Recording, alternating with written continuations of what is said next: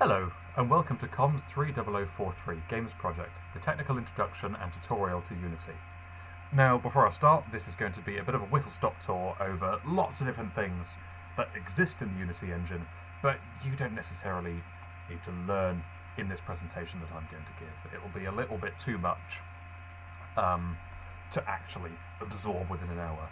However, if you do know a lot of stuff about Unity, well, you know what, you might not even need to watch this, to be completely honest. But anyway, yeah, my name is Jordan Taylor, I'm the lead TA for this unit, and let's begin.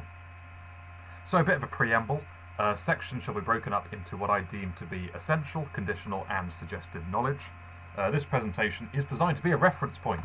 You don't need to take in all the content right here in person.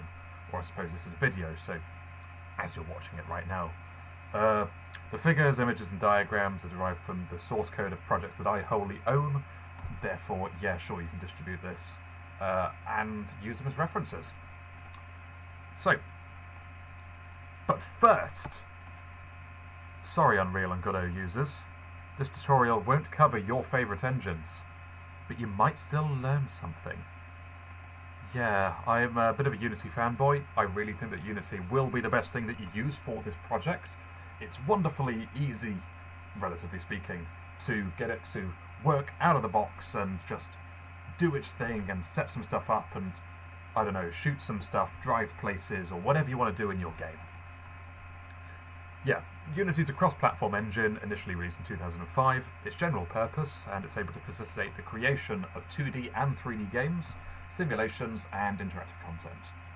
It supports loads of different target platforms for deploying your game standalone, so chances are you won't have an issue with that. So I'll split it up all into sections.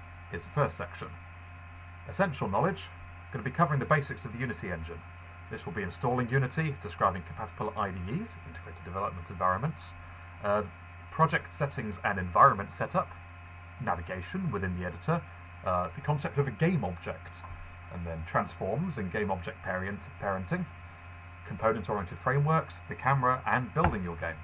This will be followed by a brief rundown of interactions within the Unity engine. So, how do physics and rigid bodies work? How do collisions work? Scripting, prefabs and game object instantiation, scene management, and a very kind of boring thing of packages and imports, but pretty useful stuff nonetheless. Then I'll do a little bit in some implementations you can do within the Unity engine. So Unity natively uses C#. C# supports object-oriented programming. I'll introduce coroutines within Unity and within the Unity update loop. A little bit on the console and debug log. I will say that the performance profiler exists. I'll show you some pictures of it. And finally, the inherent Unity UI system, because it's a relatively new feature introduced within the last 4 years.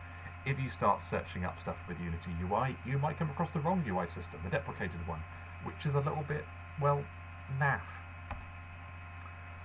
Another section on effects within the Unity engine. We'll be going over textures and materials, basic lighting, the particle system, audio, and the legacy animation system. Don't be put off by that. The legacy animation system is still powerful and very simple for what you need to use it for. Conditional knowledge, networking. If you're going to be making a multiplayer game, I'll give you a little brief rundown on the types of technology that exist. We'll be going over some advanced inbuilt features, post-processing, occlusion culling, pathfinding and navigation, global illumination, and baked lighting, as well as a final touch on Mechanim, the state machine animator. And then finally, I have got a suggestion on how to use Unity with your versioning control system. So that's how does Unity get along with Git. So, section 1. Basics of the Unity engine. We'll be installing Unity by heading to the website, going to the Unity Hub. Downloading the Unity Hub is a great way to manage all your different Unity installations. It allows you to upgrade to the most recent version of the Unity software, and it's just pretty great for managing multiple projects at once. Add the most stable build, the most recent build of Unity. You'll probably want to be using the most recent build. As of January 2023, well, this is actually outdated now. Unity have been releasing version after version this January, and I actually think it's 2022.2.3 now. Hopefully we'll have this working on a couple of lab machines, and I'm going to talk to you about it in the actual session. Ensure all people in your group are using the same version of Unity. This kind of goes without saying, but you just won't have a good time if you don't allow that. And then, once you're installing Unity, you get to this menu of all the different add-ons that you can choose. Choose add-ons that are relevant. I'm not here to tell you what are relevant, but I would recommend Windows, Mac, Linux, and WebGL. If you need Android, if you're doing it from phones, get Android. I mean, it's as simple as that, really. And yeah, you can also add these modules in later. This isn't kind of a do-or-die situation right now. Compatible IDEs. Unity does support quite a few different IDEs that you can use, but it really supports these three, which I'm going to be talking about. Visual Studio, the professional community version, VS Code, and JetBrains Rider. So, when you install Unity on Windows and Mac OS, by default, Unity installs Visual Studio. You can choose to exclude it when you select which modules you want to download and install. Now, despite not being the most lightweight application, it does tend to work really well out of the box. It manages all of Unity's dependencies and packages for you, so if your computer's good enough and you don't mind a bit of a loading time, Visual Studio is not a bad way to go. Following on from that, you've got Visual Studio Code. You'll need it with some C# support and the Unity C# debugging package. But I like VS Code. VS Code boots up very fast. It's a nice lightweight thing. It's not a performance hogger. When I did the Games project, I only had 8 GB of RAM on my computer. I've upgraded now with a bit of aftermarket stuff, and it now can handle the other IDEs as long as I have Unity. But yeah, if you were to go for VS Code, you'd need to install Mono on Mac OS and Linux, Visual Studio Code C# extension, and a Visual Studio Code debugger for Unity. And finally, JetBrains Rider is a newer kid on the block that exists. It's based on ReSharper and includes most of its features. It supports all of C# 7.2's features, as well as C# debugging in the .NET 4.6 framework in Unity. Similar to Visual Studio, works pretty well out of the box, but it might be a little bit annoying and asking for an educational license. You can go and get one of those, or you might need to register for the free trial. I don't know, I haven't used it a huge amount, to be honest. So, when you'll be booting up Unity, you'll have the Unity editor that's open. You'll need to set up your IDE before you can do any really sort of programming. So, the Preferences window. This allows you to define how you want the Unity editor to behave. These settings are not shared through version control, so you don't need to worry too much. This will allow you to choose your IDE. To open the Preferences window, go to Edit and then Preferences, and you can see we've got the Edit tab at the top, brings down the drop down, select Preferences. This will bring you to a screen like this, and you're able to kind of set up the Unity editor how you like. And you can see here that the external script editor is being set to VS Code because I like it. You can also do similar stuff with project settings, but these are project settings that are shared. They describe your game, not your editor, and the project settings are shared with other people with your version control software, so be mindful of that. Go to Edit, Project Settings, and then the Project Settings window includes your controls for stuff like adaptive performance, graphics, audio, the physics runtimes and the physics loops, gameplay update rates, and input controls. So, navigating the editor. You've opened up Unity, you'll be seeing a scene like this.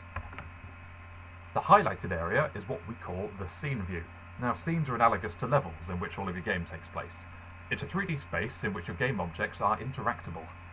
Game objects can be anything from the player's model to the GUI, graphical user interface, on the screen. From buttons and enemies to invisible managers to kind of sorted of sounds. Really, almost anything within your game is a game object. You'll be able to drag and position stuff called prefabs from the project view into the scene view. Now, the new highlighted region on the left is the scene hierarchy.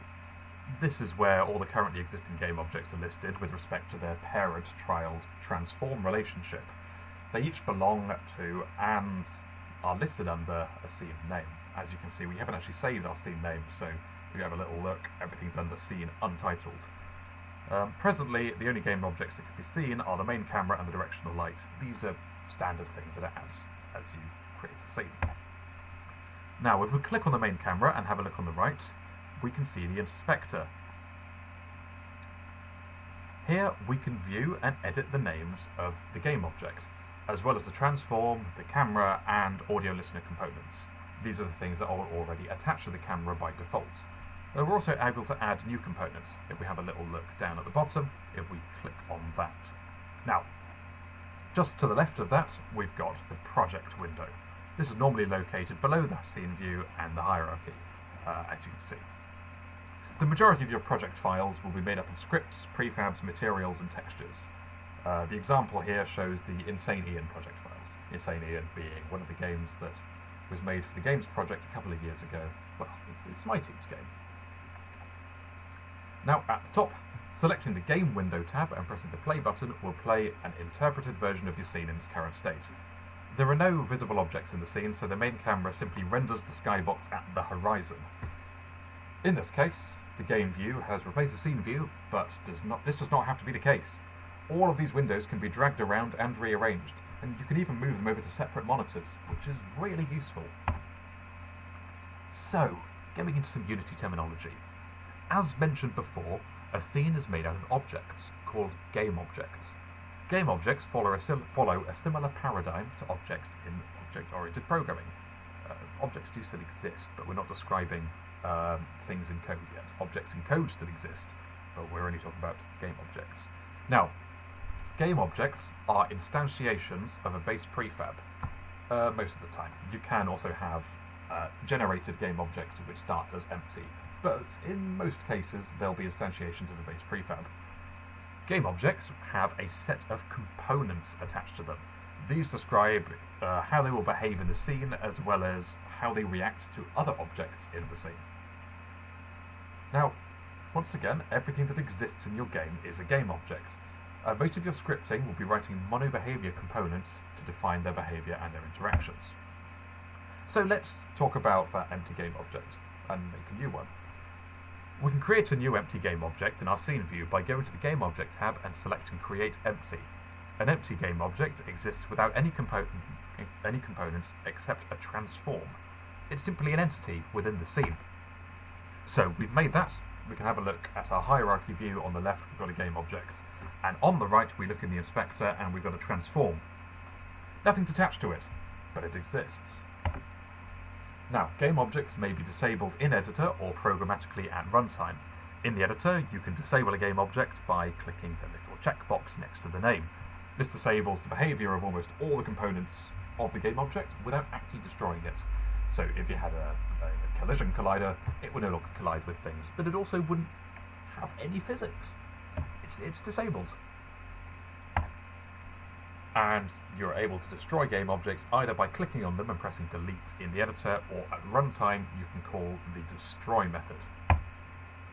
Now, transforms and parents. All game objects must have a transform component. Transform governs the game object's position, rotation, and scale with respect to its current frame of reference, this being in local or global space.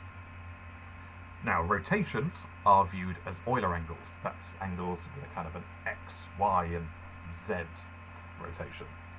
But these are internally represented within Unity as quaternions. It's kind of recommended that you don't try and write and set these quaternions yourself. Rely on wrapper methods like UnityEngine.EulerAngles to interface with them. Now, we are able to parent game objects to each other. This can be done in the hierarchy view or programmatically at runtime. Most things can always be done programmatically at runtime.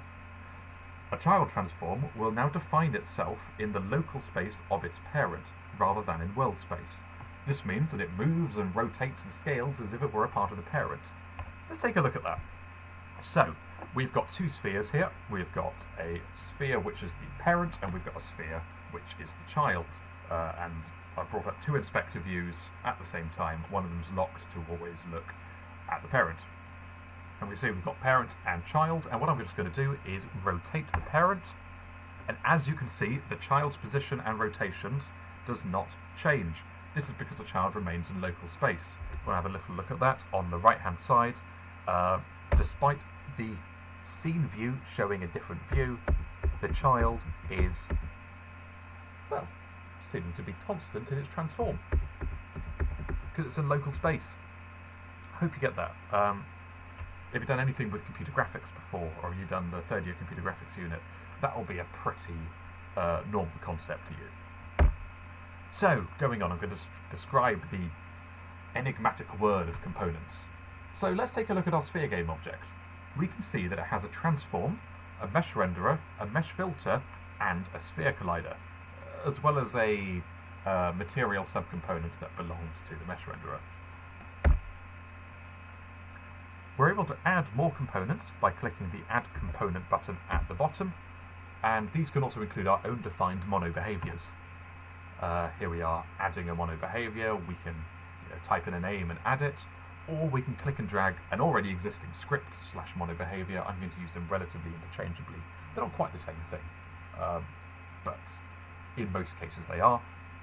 You can click and drag them directly into the inspector of a game object. Now, talking about the camera. The camera is the view through which you are able to view the game world.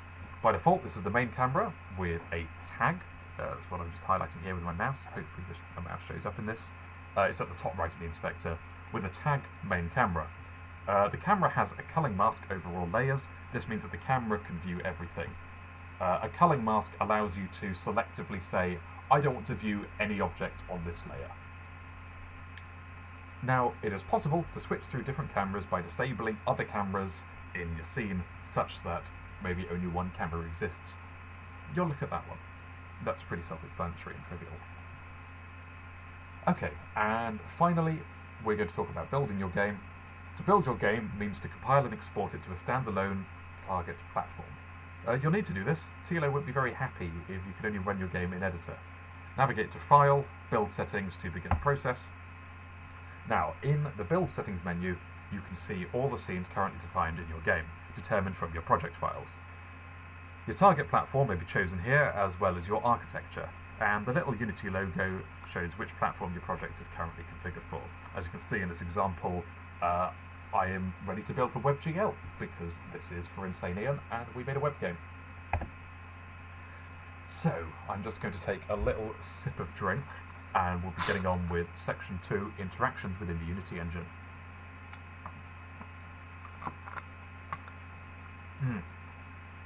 So, collisions. We need to understand them. When we consider every component as a game object, we realise that there could be thousands of game objects in a scene, interacting with each other in some way. Computing every collision would introduce a huge amount of computational overhead. Therefore, not all game objects need to be collidable. As such, collisions occur between game objects with collider components, with one or more collision participants requiring what is known as a rigid body. We can see in the inspector we've defined a rigid body. Now, colliders come in multiple types, including box, sphere, and mesh colliders, but it's important to know that these are all of type collider. So, going on to rigid bodies. Rigid bodies are components that allow a game object to react to real-time physics. This includes rotations to forces and gravity and mass, drag and momentum, all those great Newtonian things. The Is Kinematic checkbox defines whether or not rigid bodies are able to interact with other things besides its own physics. Furthermore, the enumerated interpolate field, which you can see as the first drop-down, this pertains to how the object should behave with different physics time steps and update rates. There are two key game ticks that exist within Unity. We've got frame rate and we've got the fixed update. Now, I'm just going to give a little example as to when you might need to use interpolate, but you can turn your brains off for this. You don't need to know it. So, projectiles in this game, Commodore Mandeville, Revenge of the Martians, something I've made before, had to make use of interpolated rigid bodies. It's a strategy game that featured the ability to slow down time whilst you issue orders. However, the game simulation would run at a different update rate to the physics update rate, leading to choppy movements of the projectiles. Now, rigid body interpolation updates the perceived transform of the object independent of the physics engine between physics updates each frame. That sounds like a mouthful, but essentially the physics update rate by default in Unity is 50 times per second, 50 Hertz. whereas your game might be running at something completely variable on the game logic update loop, which might be 30 frames per second, 60 frames per second, or something else if you don't have VSync enabled. Now, when we slowed down the game, one of the internal update loops of Unity was not updating at a rate in the order of magnitude of the physics update loop. So because all projectiles were modelled as physics, well, the positions of projectiles were only actually updating like twice per second. So you'd shoot something and it would go boop, boop, boop. We didn't like that. But interpolate is a little computationally expensive, but what it does between every physics update is it goes, I'm going to interpret the graphics, so not like the actual physics representation, but the overlaid, what you should be looking at, position of your transform between every one of these physics updates. If you're playing with time or doing anything that's kind of requires a lot of physics interactions, that might be something that's of use to you. Now, scripting. This really is some of the bread and butter of Unity. You can attach scripts to game objects if they are of the type of monobehavior. As an example, let's have a look at a very basic 2D movement script. So we've defined super basic movement of type monobehavior. We can see our monobehavior component in the inspector after it's been attached to an empty game object. Now, one of the things that you might be able to see here is the public float speed, which we defined at the top, is actually visible in the inspector as a public field. That's something that's really quite nice, actually. It just means that we can edit the value of this attribute without actually going into the code. We can just do it all within the editor. So if you have a little closer look at this code, it's a simple 2D movement script where we're getting the raw input access of the horizontal and vertical. This is all done within Unity's internal input manager, and this corresponds to if you're moving the mouse horizontally or vertically. That's literally what it is. It returns a float between 0 and 1 constraint. And then what we're doing is we're creating a vector 2 and we're just adding to the transform of this. It's worth noting that the transform of a game object can be referenced by simply stating transform in your monobehavior. It's implicit because your monobehavior is attached to a game object. Once again, you'll understand this very quickly if you actually start coding stuff. So, what if we have multiple scripts and we want multiple scripts to talk to each other? It's possible to call methods on other script components so long as these methods are public. That's pretty standard. In this example, we look at a simple potential implementation of a projectile hitting a collider and then dealing damage if it has an attached health script. So we've got a projectile, it's been fired, it has a collider on it, and we're saying, right, onCollisionEnter is a method that is inherent within Unity and it is called when a collision happens. We're going to see if the hit object has a health script attached. If it does, i.e. it's not null, we can grab the health and then we can call the method on it, take damage, it can deal our damage, we can then play a little effect because we've shot somebody, we want to show an impact, like shooting a rocket, you want to see a little boom, and then it will destroy itself just to wrap everything up. So that's what's going on there. And if you don't hit a player or anything that has a health component, just make the impact and destroy yourself. So, we'll be going on to that example in just a little bit, but I'm just going to quickly touch on prefabs. Now, Unity's prefab system allows you to create, configure, and store a game object complete with all of its components, property values, and child game objects as a reusable asset. Any edits that you make to a prefab asset are automatically reflected in the instances of that prefab, allowing you to easily make broad changes across your whole project without having to repeatedly make the same edit to every copy of the asset. Now, once again, let's bring up our projectile example. Projectiles fired at runtime would be a game object, because everything's a game object. But these game objects would be instances of a prefab. We've got a character here, Commander Boris. Now, Boris may fire orange-coloured rockets using his rocket rifle. The monobehavior rocket rifle, as seen in the inspector, has a public game object field called projectile. This may take a rocket prefab object that has already been defined and has been saved to our project directory. I've highlighted these things so you can see projectile is the orange rocket and within our project directory, that is the prefab. So, let's say we fire this. Bang. Sorry, that was really underwhelming. Bang!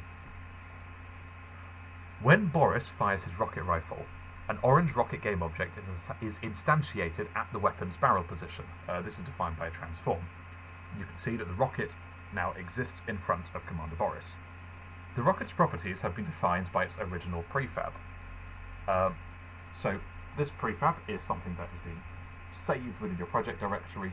Your script has a reference to that, and it goes, yeah, I'm going to make a copy of that. I'm going to make an instance of that. I'm going to instantiate it like an object in OOP, but within the game, hence game object. So, yeah, let's go back to that. Weapon script goes, bam, I want a rocket. I'm going to instantiate you. I need to make it at the barrel of the gun, and I'm going to name it with a little convention. I'm going to add clone on the end. That's just so that you as a user know that this thing has been instantiated. The name reads clone. But yeah, basically, I hope that makes sense. The rocket projectile was instantiated by code. The example code is written within the context of a multiplayer game, so you can ignore some of the code that's in here. For now, we are only interested in the real projectile. Given a vector 3 hit point, describing a position in world space, a projectile is fired from the player's barrel to the target position. This example is... I have grammatical error. This example is shown in only one context for the instantiate method. Look, you'll use the instantiate method all over the place. So if we have a little look at this, we call the method fire at hit point.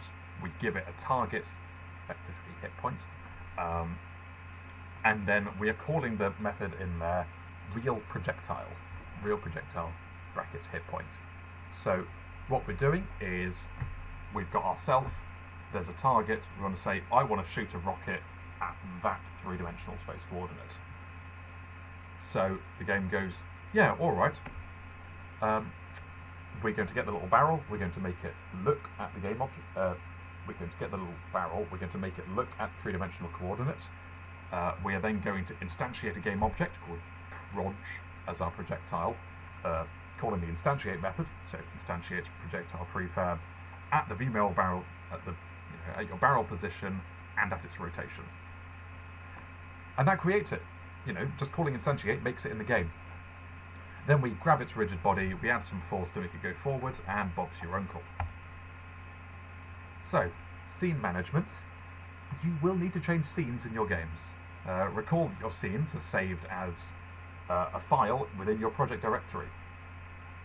The Unity Engine.scene management library is used to handle changing scene. The example code that I've just given on this slide in the middle will load the scene level 2, provided it's been added to the build settings.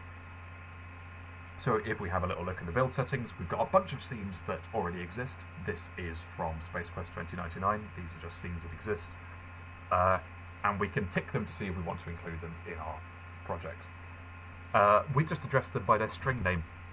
And as you can see in the top, we import Unity Engine.scene management by using Unity Engine.scene management. That's good.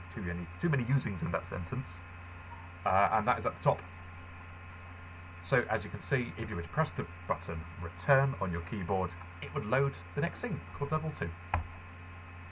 Now finally, packages and imports. The Unity editor features a built-in package manager for installing packages found in the asset store.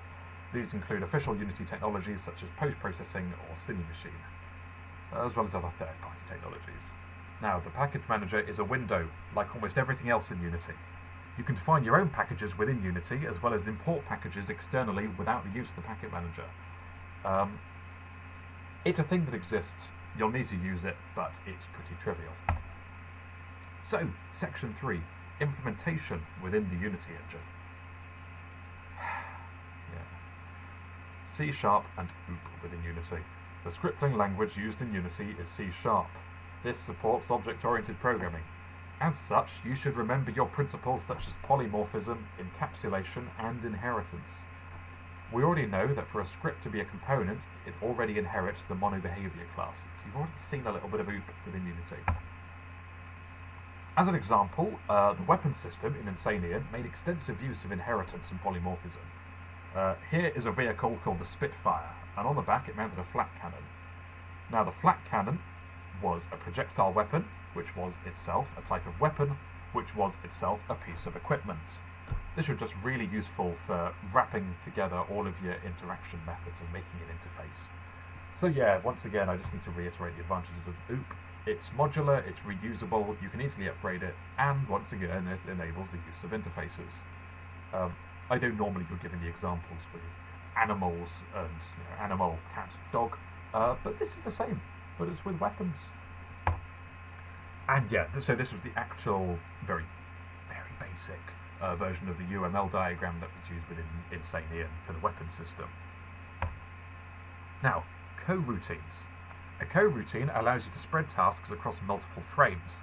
In Unity, a coroutine is a method that can pause execution and return control to Unity, but then continue where it left off on the following frame. However, it's important to remember that coroutines aren't threads. Synchronous operations that run within a coroutine are still all within the same thread. So it's not like Go, where you have Go routines. This is just for spreading tasks over multiple frames. So if we have a little look here, we have got IEnumerator, fade coroutine. An IEnumerator is a coroutine within Unity C#.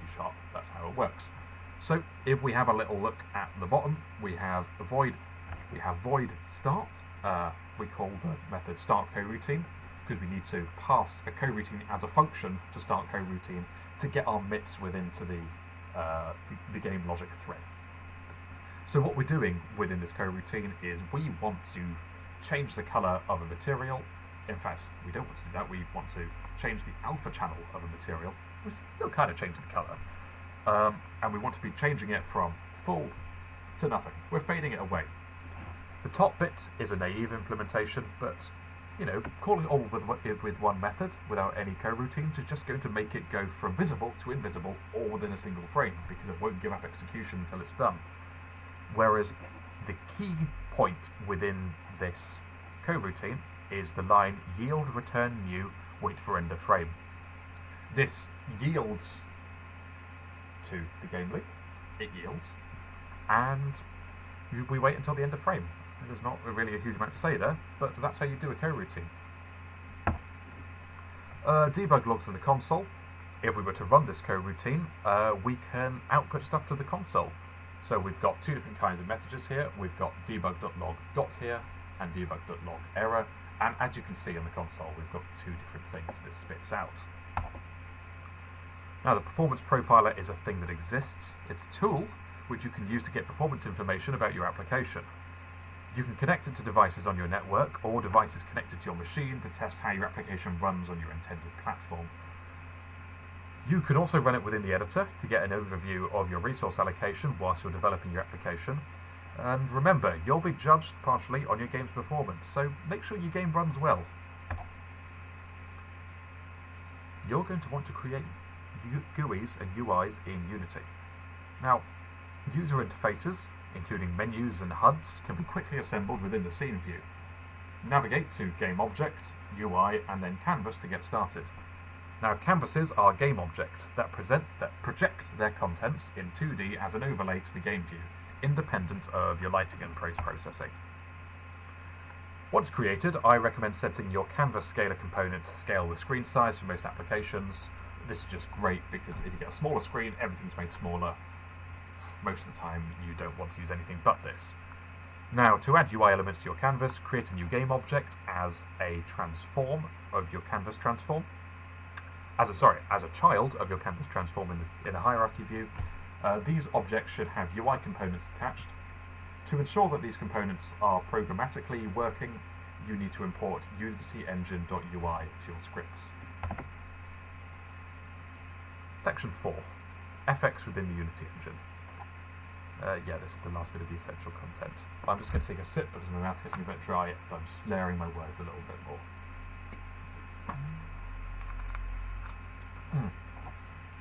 So, textures. Unity is pretty robust at applying textures to objects. All Unity primitive shapes are inherently texture mapped. These are cubes, cylinders, and spheres. For your own models, you may need to set up a texture map in your 3D modeling software. Textures can be in almost any standard image format. For this example, we'll be using a JPEG. The JPEG is Wall03. We can simply click and drag the texture to the object to apply it. In doing so, a material has been automatically created. This is because Unity does not directly apply texture to an object, it must be done through a material. Materials are their own separate entity and they're saved as files. Multiple materials may share the same texture. There are a multitude of shaders that might be applied to materials. You want to know about shaders? Go and ask Matthew. Quickly on, we're going to be talking about real-time lighting. Broadly speaking, lighting in Unity can be considered as real-time or baked. Both of these techniques can be used in combination to create immersive scene lighting. Real-time lighting is the most basic way of lighting objects within a scene. It's useful for illuminating moving geometry. Real-time rays from light sources don't bounce. Real-time lighting is relatively computationally expensive, but we can add a light component to any game object. Lights may act as point lights, spotlights, or directional lights. And as you can see, here is a pretty dim light, but we can make it less dim. Intensities, light intensities greater than 1, may be used to facilitate HDR bloom in post-processing. Similar to the camera, we're able to exclude certain layers interacting with the light source through the use of a culling mask. And shadows can be disabled in the light source to help with your performance and alter the aesthetics of your game. Right, we're still looking at the same example, but we've got a particle system. We might want to be using particles and lights all within the same thing, because they're all graphical effects, and they're all shiny. So, looking closer at our example, the blue teleport portal is an example of Unity's particle system. The blue portal is a game object with attached particle system components and multiple child game objects, each with their own attached particle system as well as a blue point light. This is a way of compositing particle effects to create the desired effects. As you can see here, we've got a parent and multiple children. All of these are their own little particle system. But let's look at just one of the child's particle systems for a simpler use case. We've disabled everything and we've just got the blue particles. We can see that there is a looping particle emission with an emission rate of 65 particles per second. So we've clicked on particles and we're looking at the particle system here. It's looping and it's got an emission. We can also define the shape of the particle emitter. These blue particles are emitted along the top edge of a truncated cone at an angle of 60 degrees and a radius of about 2. You can also see with the gizmos view turned on in the scene view, it's a truncated cone. That's how we're emitting our particles. Now the particle itself uses a material. This takes a texture and is defined as a transparent image applied to a particle shader. So your material is just a transparent PNG, and we've said, yeah, use the particle shader on that. In our case, this is the Legacy Shaders Particle Additive Soft. Right, audio sources. Audio is played in Unity through audio source components. Audio sources are capable of having sound in 2D and 3D, as well as having controls for volume fall-off and the Doppler effect. A 3D sound can be heard with a direction if the user has a capable sound system. So if you have stereo, that's pretty useful. If you're playing in mono, you're not going to hear a thing. For audio to be heard, you will need an audio listener component to exist in your scene. To avoid funky 3D audio abnormalities, ensure that there's only one audio listener in your scene at any one time. Audio sources can be used for sound effects and music. They've got to be given a valid audio file, given as an audio clip. As we can see here, we've got an explosion, we've got a character, and the character will hear the explosion because the explosion has an audio source with a sound attached to it. This is also defined in 3D space. Now I'm just going to go on and talk about the legacy animation system. It's a simple yet robust way to define an interpolated variable change over a given period, such as a game object's position. You might think that this would only apply to transforms, but you'd be wrong. Any component with a numerical or Boolean public attribute can be accessed.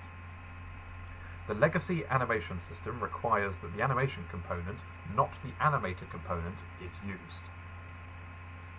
As you can see here, we've got the animation system and the animator system. We don't want to be talking about this one right yet, although we'll touch upon it later. Animations are created and edited using the animation window. It should be noted that this functionality is not restricted to the legacy animation system. It's merely a simpler animation manager than Mechanim. That's Animator. Let's show a possible transform update. So, as you can see here, we have defined two positions over time. These are two different transforms, and we can interpolate the position of the we're interpolating the transform over time between two separate points. We can call this by saying something like animation.play, or we can just press play within the animation window to see it happen. And we're just moving the car. But yeah, I hope you can see how this is quite a little powerful thing that you can do. So that's the end of the essential content. We'll be going on to section 5, networking and the Unity engine. It's useful for people making multiplayer games. So, your relevant network technology. There's loads of options when it comes to networks in Unity, but we need to keep your needs and project scope in mind. For this, I have some recommendations. Ooh, crikey, what did I do there? Oh, okay. Yeah, but by all means, if you're an expert with a particular framework, use it if you deem it appropriate. But I like Photon. Photon's a company that produces network solutions for Unity Engine games. There's a load of free and paid products on offer for lots of different kinds of projects. Projects might include stuff like these, really. But, in all honesty, use Pun. Photon Unity Networking is really good. It's on Pun 2. It's battle tested. It's great.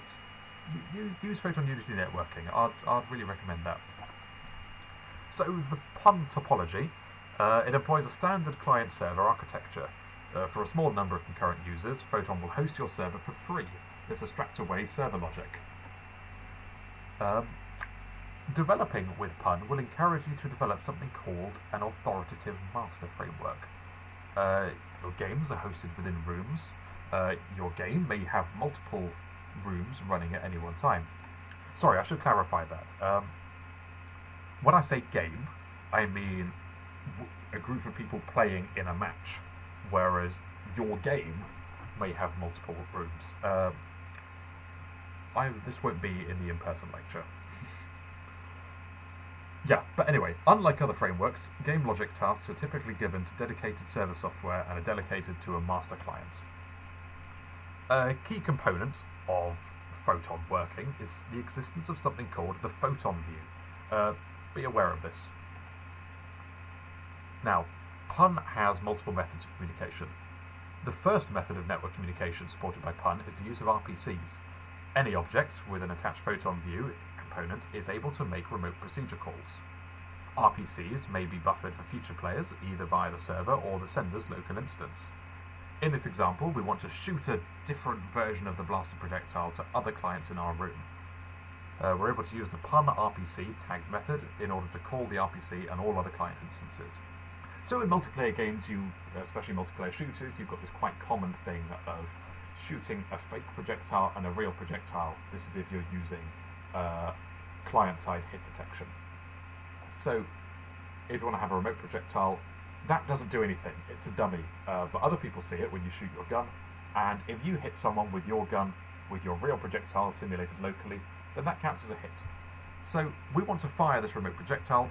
We are using the line getComponent PhotonView.rpc, and then we want to call the function, the RPC, client projectile blaster. This is down here.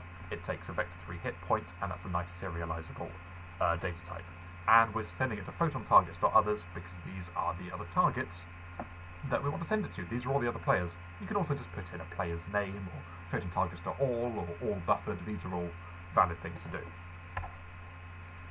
You can also communicate with other people using serialization. Serializable data may be synchronized automatically between clients. Each photon view component has an assigned owner. Observed attributes may be synchronized upon each cycle of the photon update loop. This is at approximately 10 Hz. Serialization requires less computational overhead and network overhead than RPCs. And a naive position synchronization would observe the transform component of a game object. So if you had some players running around in a multiplayer game, a really naive way of synchronizing that would be, yeah, photon. Just observe the transform of this player, therefore we will synchronize their position, their orientation, and their scale. But that'd probably be really choppy because you're not doing any interpolation. But that would be a really good minimum viable product way of getting things working. You might need to write your own serialization method though to serialize more data types, especially your own custom data types and structs. Right, nearly done. Section 6, the advanced inbuilt features in the Unity engine. Post-processing. Unity features a number of inbuilt post-processing effects that can quickly spruce up the appearance of your game. I'm not going into too much detail, but it exists. You'll need a post-processing layer, volume, and profile. You may need to import processing package from the package manager. But here we can see post-processing on and off. Occlusion culling. This is a performance optimization that exists. It prevents Unity from rendering game objects that are hidden outside of view. It relies on batching stationary game objects as static. Once again, I'll go into more detail about how this works, but for now, just know that it exists, and if you use it, you're clearly going to learn it. Another advantage of static objects. Static game objects with colliders can be used to create baked navigation meshes. This is used in conjunction with navmesh agents to create agent game objects. These agents are capable of doing pathfinding. The navigation mesh is able to generate off-mesh links as well as assign cost functions to tag surfaces. As we can see on the picture in the right, we've got lots of different surfaces. They're all tagged as different things. They all have the different cost functions. And we've got a few off-mesh links. But yeah, if you had an agent, like the nasty space pirate agent defined on the left, they're able to run around this place and find the shortest path to different locations. And this is really useful in a huge variety of games. It's a little bit computationally expensive though, so you probably don't want a massive amount of agents all running around at once, but we've got good hardware, so no more than 100 agents. Baked lighting. Unity performs calculations for baked lights in the Unity editor. These results are cached and saved as lighting data. At runtime, Unity loads the baked lighting data and uses it to light the scene. Baked lights are really great at reducing the cost of shadows and lighting at runtime. They also reduce the rendering cost of shadows, like I just said. Baked lights are really useful for lighting things that won't change at runtime, like scenery. There's a really, really big performance increase actually using baked lights. If you're doing stuff with some intricate levels with lots of lighting, definitely look into this. A lightmap file must be generated and then saved to your project directory. This is done through the light mapping window here. And finally here we're going to talk about Mechanim. It's Unity's new state machine animation system. Mechanim still uses your standard Unity animations, but they've got a legacy flag that you need to take in there. The example given is of a humanoid animator. Each state is an animation, and the state transitions are facilitated by triggers and parameter changes. We can see these parameters on the left. Mechanim can be useful for defining game objects with many different animations. So, in this case, we are defining a humanoid person who runs around. When you're going forward, you're going to be wanting to play the forward animation. When you're going left, you want to play the sidestep strafe left animation. And then what we can also do is define these states in the corners, which are actually interpolations of the two different states. But it's a really nice visual way of making your game logic work, and you can see if there's ever going to be a bug and you can debug it in real time. So it's really quite great. And here is a not so standard use for Mechanim. Mechanim doesn't exclusively deal with animation. However janky and non-standard this is, it is possible to override the base animation class to produce your own state machine behaviors. I've done this in the past. I've successfully defined AI behaviors using the state machine. AI behaviors are built from a defined library of sub-actions. This can be really useful if you want to quickly prototype different kinds of AI if you're going for quite an AI-heavy game. So in this case, I have defined a simple behavior pattern for a pirate sloop this is a sloop is a, well, I suppose in history, a sloop is a one-decked ship with a broadside of lots of cannons, think the age of sail, and what the AI for this will do is it will sail up to one of your ships, it will turn its broadside, it will go BAM, and then it will reload them and retreat, and it will just keep doing that in a loop. And that's a nice little simple example of what you could potentially use Mechanim for in a non-standard way. Finally, I'm just going to touch on workflow suggestions. I've only really got one suggestion here, and it's about Unity files and version control.